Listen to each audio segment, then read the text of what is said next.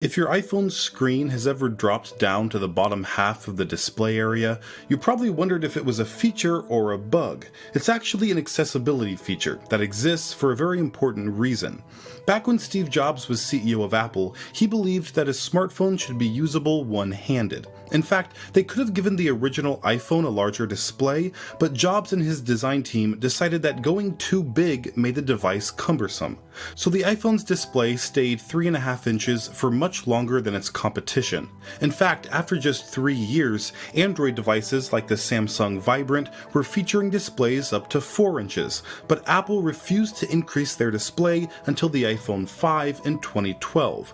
They argued that by increasing the display height without increasing its width still made the device easy to use one-handed, but it was too little too late. Android phones had already redefined big.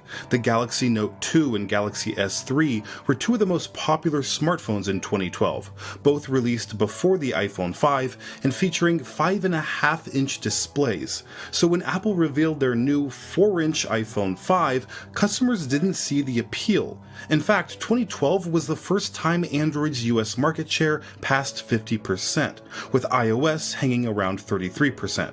It was clear customers wanted larger displays, and with Tim Cook as Apple's new CEO, he was happy to deliver. The company began developing the largest iPhones ever at that point, the 6 and 6 Plus, released in 2014. Their 4.7 and 5.5-inch displays could finally compete with Android, but they didn't forget about the one-handed design philosophy implemented by Jobs. There was no way to reach your thumb to the top of the display without shifting the device in your hand, so Apple solved the problem with a software feature called reachability. By double tapping the home button, the upper half of the display's content area would drop down to the lower half, allowing users to reach buttons one-handed. After making a selection, the display automatically moved back up. This feature is still around today, except it's activated by swiping down from the home bar. But if reachability is something you find annoying, it can always be turned off in the accessibility settings. This is Greg with Apple Explained. Thanks for watching till the end, and I'll see you in the next video.